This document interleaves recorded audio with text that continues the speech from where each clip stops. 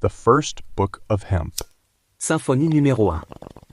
Tema del segmento: Primo Illuminismo, First Enlightenment.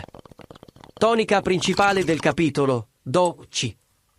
Progressione musicale principale del capitolo: cromatica. Suite sinfonico A. 3 recitativo, lento con motivo di apatia, la persuasione della libertà.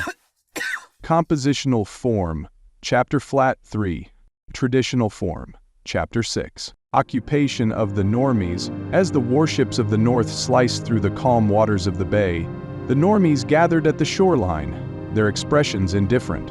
Observing each other with casual glances and seeing no signs of concern, they collectively shrugged and returned to their daily routines. The military commander, stepping ashore, saw no resistance as he led his troops confidently to the city's center. He laughed to himself. Clearly this was going to be a piece of cake with these Normies. They would not fight back. Upon arrival, he declared loudly, "I hereby claim this land, and all the riches in the soil, in the name of the King of the North." The Normies, overhearing the proclamation, looked at each other once more. Finding no reaction, they shrugged again and continued their tasks. It was at this moment that Samuel entered the city, his eyes wide at the sight of the foreign soldiers, forming ranks. "What madness is this?" Samuel cried out. "This land does not belong to the King of the North. It belongs to the Normies who live here and till its soil." The military commander chuckled to himself. At least he could be entertained by this. He turned to face Samuel, his expression now one of disdain. "Who are you to question the king's decree?" Samuel stood tall, his voice resolute as he replied, "I'm Samuel, a son of the Normies, and I will not stand idly by while our land is taken from us." The military commander laughed scornfully. "Ha!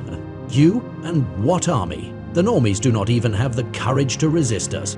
Samuel's eyes blazed with determination. "They may not have the courage yet, but I will give it to them.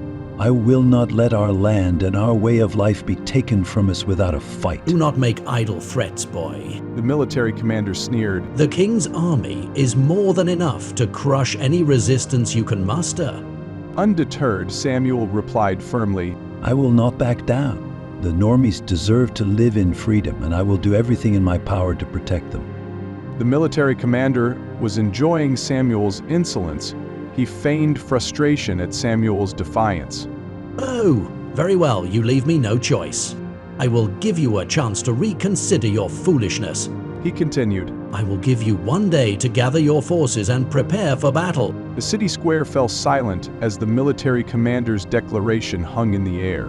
Samuel looked around at the Normies, their faces impassive, continuing their daily lives, seemingly untouched by the gravity of the situation.